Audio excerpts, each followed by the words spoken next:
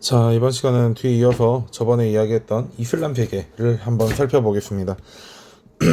그래도 이제 이슬람이라는 게 아무래도 뭐 최근에야 어떤 뭐 IS라든지 아니면 뭐 기타 다양한 여러 테러 이런 것들 때문에 좀 부정적인 의미가 있기는 하지만 그래도 일단은 뭐 3대 종교 중에 하나고 물론 이해는 안 돼요. 이해는 진짜 안 되는데 왜냐면 여기 교리 중에는 좀 특이한 게 많아서 이해가 안 되긴 하는데 어쨌든 역사적으로 큰 의미를 가지고 있고 또 이제 뭐 과학이라든지 뭐 상업이라든지 뭐 교류 뭐 이런 동서문화 교류 이런 부분에서 큰 영향력을 가지고 있기 때문에 오스만 제국이 성립하는 정도까지 해서 일단 전근대 이슬람 국가를 한번 마무리를 지어 보겠습니다.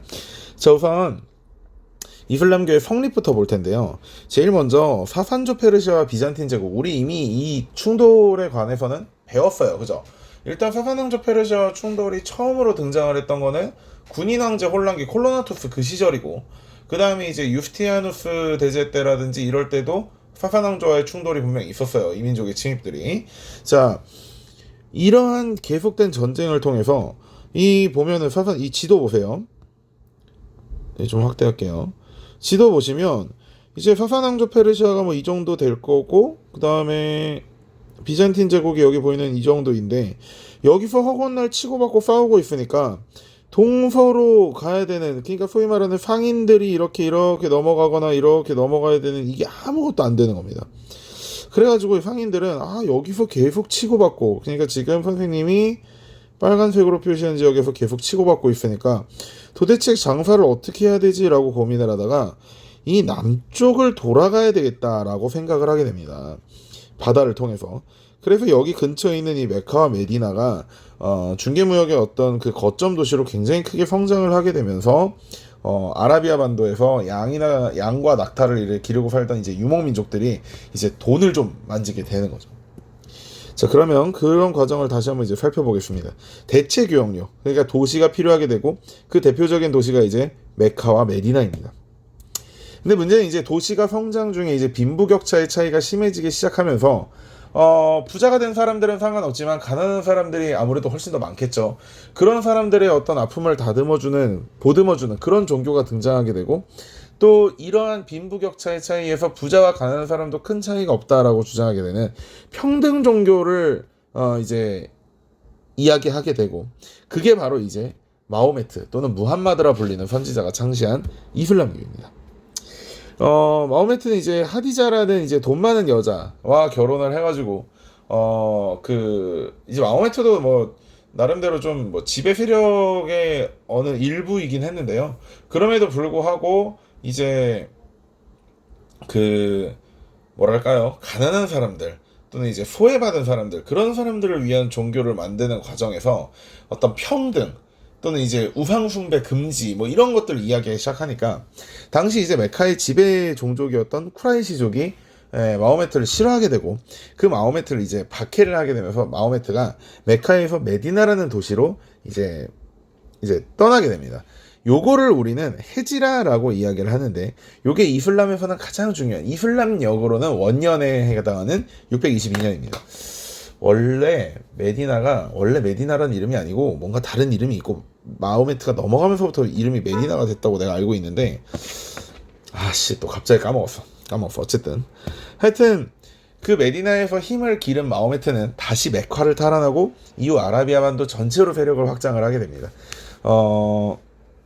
이게 좀 특이한 게, 서아시아는 우리가 메소포타미아 시절부터 봤지만 대표적으로 이제 정통적으로 웬만하면 다신교 사회예요. 서아시아에서 이제 소위 말하는 서아시아나 중동 근방에서 유일신이라고 이야기되는 종교가 기껏해봐야 뭐 기독교, 그 다음에 조로아스터교, 그 다음에 뭐 이슬람교, 이 정도가 대부분입니다.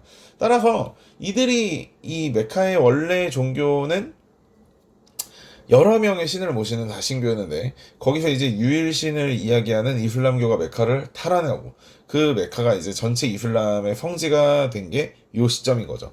자, 그러고 나서 이제 우리는 밑으로 내려가는 겁니다. 정통 칼리프 시대, 여기부터 보겠습니다. 자, 마호메트가 죽고 나서 마호메트의 유지를 이어서 어떤 이슬람을 세계에 전파하고 그러는 어떤 그런 사명을 부여받은 사람들, 그런 사람들을 우리는 칼리프라고 이야기를 합니다. 요게 이제 나중에 칼리프와 술탄으로 갈라지기 전까지는 칼리프라는 것은 정치, 종교를 전부 아우르는, 그러니까 정통 칼리프 시대의 칼리프는 정치와 종교를 모두 아우르는 이슬람의 최고 지도자였어요. 그런 최고 지도자를 어떻게 뽑았냐? 선출했습니다. 선출. 그래서 첫 번째 칼리프는 마호메트의 친한 친구였던 아부 바르크라는 사람이 하게 되는데요. 어쨌든 이 아부 바르크는 곧 바로 죽고, 그다음에 2대 칼리프로 오마르라는 사람이 당선이라고 해야 되나? 당선이 되어가지고 사산조 페르시아나 비잔틴 제국, 뭐 이집트 정복 이런 일들을 항해하게 됩니다. 근데 특징은 아무래도 이때에는 종교적 관용이 있어서 어느 정도 세금만 낸다면 자신의 종교를 굳이 이슬람교로 바꿀 필요는 없었어요. 그런데 아무래도 이슬람교가 되게 되면 세금을 덜 내게 되니까 이슬람교로 많이 개종을 했죠. 그런데 문제는 뭐냐면 이 칼리프를 선출하는 과정에 있어서 두 가지 파로 나눠지기 시작하는 겁니다. 실제 1대 칼리프였던 아부 바르크는 예컨대 뭐 마호메트와는 별 큰 차이가 그러니까 혈통적인 섞임이 거의 없었다고 보면 돼요.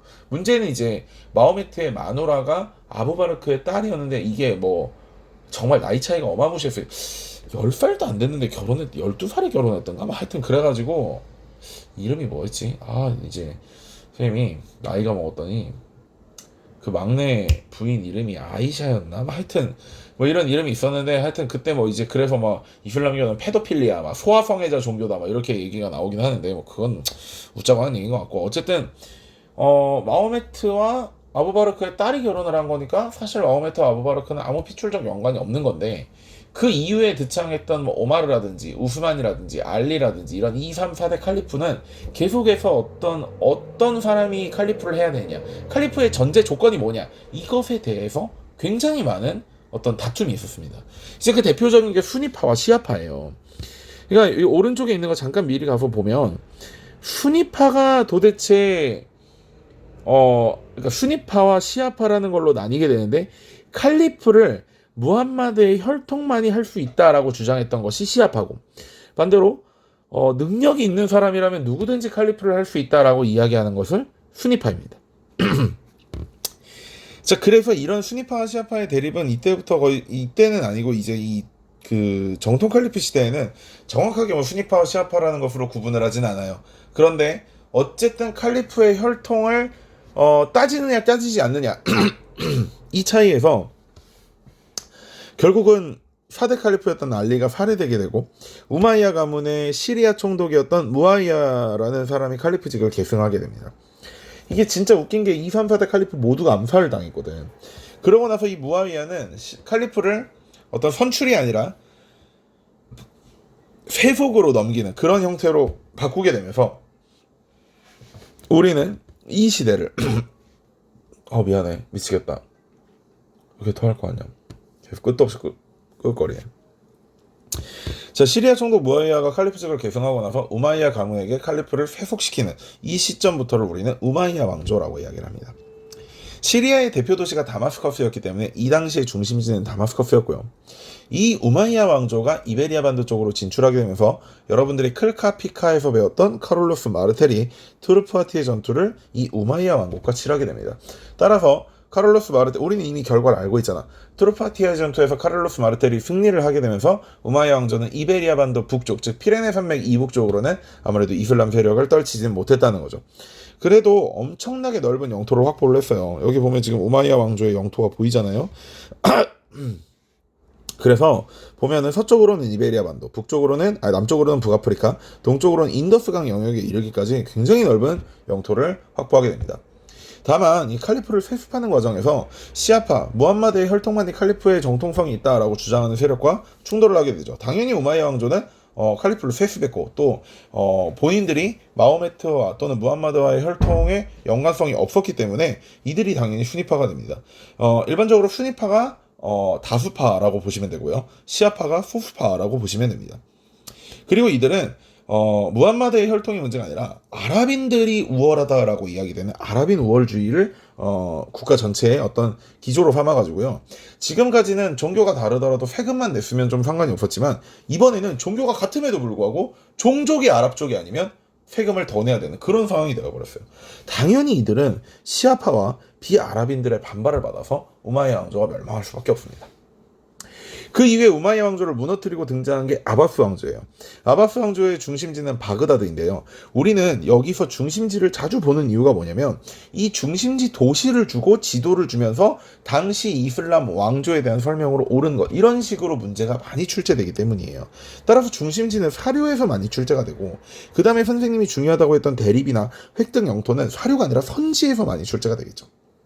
자, 바그다드는 지혜의 집이라는 뜻을 가지고 있는데 어쨌든 이들은 당나라와 전투를 해서 탈라스 전투를 통해서 제지수를 이제 종이 만드는 방법을 얻게 되는데 이게 사실 요새 학설에서는 탈라스 전투에서 넘어간 게 아니라 다른 과정에서 넘어갔다라고 해서 학설이 조금 다른 얘기가 있는데 어쨌든 현행 지금 교과서 여러분들 특히 고등학교 교과 수준에서는 탈라스 전투 제지술이 넘어갔다라고 정도로 기억하시면 될 것 같습니다. 또 비단길을 완벽히 장악했어요. 그러니까 당나라가 서역 경영이라는 소위 말하는 비단길 경영이라는 과정에서 계속해서 영토를 넓혀가고 있다가 아바스 왕조의 전투와 패배하게 되면서 아바스 왕조와의 전투에서 패배하게 되면서 서역을 포기하게 되고 비단길은 아바스 왕조가 장악을 하게 되죠.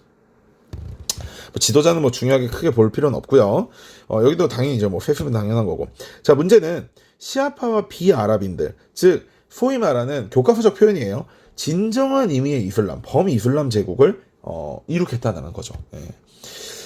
문제는 여기서 이제 선생님이 조금 더 설명을 해야 되는데 일단 멸망은 나중에 이제 몽골이 쳐들어와서 훌라구 때 멸망을 했는데 이 아바스 왕조가 나중에 세력이 약해지고 나서 다양한 곳에서 침입을 받게 됩니다. 그런데 이제 셀주크 투르크 설명을 할 거야. 그래서 이제 부하이 왕조라고 불리는 일부 세력이 이제 바그다드를 점령하고 아바스 왕조를 다른 곳으로 막 쫓아내고 이렇게 했었는데 그 부하이 왕조를 정리한 게 셀주크 투르크들이에요.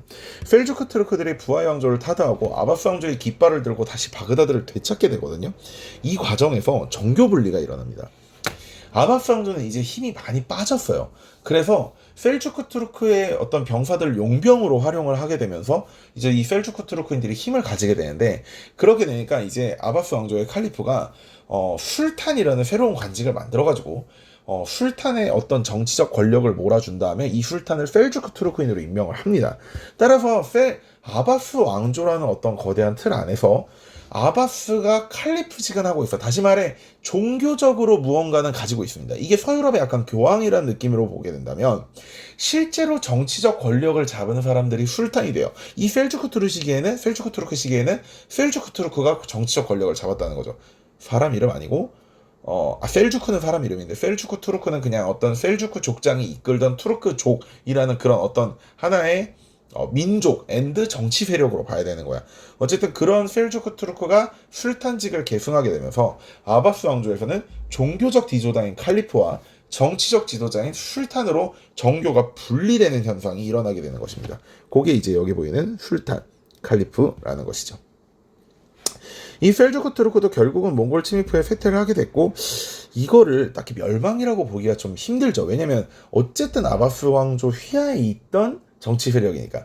다만 이제 아바스 왕조가 망하고 나서도 나름대로 어떤 세력을 유지한 것 같기는 한데 언제 이들이 확실하게 멸망했는지 명확하지 않다는 거. 그런데 우리가 아바스 왕조 시점하고 조금 같이 봐야 되는 게 바로 연대가 겹치게 되는 후우마이야 왕조와 파티마 왕조거든요. 그래서 후우마이야 왕조는 8세기에 성립이 돼가지고 이베리아 반도, 그러니까 포르투갈과 에스파냐 쪽, 나중에 이제 레콘키스타가 일어나게 되는 그 지역의 주요 거점을 잡게 되고, 또 파티마 왕조라고 그래가지고 북아프리카 이집트 지역에 또 주요한 어떤 세력을 형성하게 되는 파티마 왕조가 생기게 됩니다. 나중에 10세기에는 아바스에서도 칼리프가 있고 후 우마이야 왕조에서도 우리가 진짜 이슬람의 종교 지도자인 칼리프시다라고 주장을 하고, 파티마 왕조에서도 우리가 진짜 이슬람의 종교 지도자다라고 이야기하는 칼리프. 그래서 3명의 칼리프가 병존했던 그런 시기가 10세기입니다. 자, 요거 우마이야 왕조와 파티마 왕조는 이제 중심지만 조금 살펴보면 좋을 것 같아요. 여기 보면은 우마이야 왕조의 수도가 여기 표시가 돼 있고, 후우마이야 왕조 수도 표시되어 있고, 파티마 왕조는 없지만 카이로가 파티마 왕조의 수도입니다. 자, 그 다음에 요 이슬람의 사회와 문화를 조금 더 살펴볼게요. 일단 이슬람은 코란 또는 쿠란이라고 하는 경전이 있는데 여기서는 이제 5가지 정도를 강조를 합니다. 첫 번째는 평등하다는 거. 두 번째는 신은 오직 한 분뿐이다. 그래서 알라신, 그러니까 알라신이라고 주장을 하고 우상 숭배, 다른 신의 어떤 형상을 세워서 섬기는 것을 금지시켜요. 이건 뭐 기독교도 마찬가지인데 이게 기독교보다 이슬람 쪽이 훨씬 더 심하고 저기 한 게 그래도 기독교에서는 삼위일체를 가정하고 예수님도 신인데 예수님 그림 같은 거나 예수님 석상 같은 거나 이런 거 자주 만들어서 이제 뭐 가지고 놀잖아요. 뭐 가지고 논다는 표현이 좀 맞는지는 모르겠지만 다만 이슬람교에서는 신이나 예언자였던 마호메트의 어떤 형상을 그림을 뭐 영화에서 배우가 배역한 그런 것들조차 허용하지 않습니다. 그래서 그럼 신에 대한 내 사랑을 어떻게 표현하는가? 그런 것은 이제 아라베스크라고 불리는 굉장히 세밀하면서도 오밀조밀하고 뭔가 이렇게 좀 정교한 그런 무늬들을 만들어서 이런 무늬를 그리면서 기하학적 무늬를 그리면서 내가 신에게 내가 가지고 있는 어떤 사랑, 신에 대한 존경 이런 것을 표현하는 그런 형태의 예술로 발전을 하게 돼요. 또 이슬람인들이라면 5가지 행동을 통해서 내가 이슬람교라는 걸 알라신을 믿는다는 걸 표현을 해야 되는데 첫 번째는 신앙을 고백하고 두 번째 이제 메카로 일생에 한번 순례를 다녀와야 되며 그 다음에 이제 나 옛날에 이거 원어로 다 기억했는데 하여튼 멋있갱이로 시작하는데 하여튼 40분의 1 내가 버는 돈의 40분의 1을 항상 기부 또는 뭐 이제 헌금을 하는 거고 그다음에 라마단이라는 기간에 금식을 하면서 하루에 5번씩 메카를 향해서 예배를 해야 되는 그런 5가지 지켜야 될 의무들이 있는 것입니다. 그 다음에 애초에 이슬람교의 탄생 자체, 아라비아 반도 탄생 자체가 비잔틴 제국과 사산 왕조 페르시아의 어떤 전쟁 때문에 교역 상인들이 길을 우회하다가 도시가 발전하게 됐기 때문에 이들은 상업에 대해서 굉장히 긍정적으로 생각을 했고요. 따라서 중개무역이라든지 또 상업을 이것저것 돌아다니다 보니까 지리학이라든지 여행기라든지 이런 것들이 크게 발달을 했고요. 그 다음에 이제 쿠란의 번역을 금지하는 과정에서 아랍어 그리고 이 쿠란을 해석하고 어떤 쿠란의 말씀을 따라가는 과정에서 또 신학과 법학이 또 발달하게 되는 거죠. 문학으로는 이제 페헤라자데라는 현명한 왕비가 어떤 왕을 이렇게 달래면서 재밌는 이야기를 해주면서 달래는 거예요. 그러니까 이게 뭐냐면 왕이 뭐랬더라 뭐 왕비가 바람을 폈다 노예하고 바람을 피다가 걸려가지고 왕비를 죽여버리고 난 다음에 여자들에 대한 불신이 생긴 거야. 그래가지고 매일매일 결혼을 한 다음에 그 결혼 첫날 밤에 왕비를 죽여버리는 그런 일을 하고 있었는데 당시 이제 제상의 딸이었던 페헤라자데가 왕과 결혼을 하고 밤에 재밌는 이야기를 해주는 거야. 그래서 왕이 다음날에도 듣고 싶으니까 하루 더 살려주고 그래서 천일의 밤 이야기, 천일 야화 여기서 이제 아라비안 나이트라는 이야기가 나온 거거든. 그래서 뭐 그런 문학들이 발달했다는 거. 그다음에 이제 자연과학 발전. 이거 자연과학은 헬레니즘 시대에도 발전했잖아요. 이슬람 시대에도 발전을 합니다.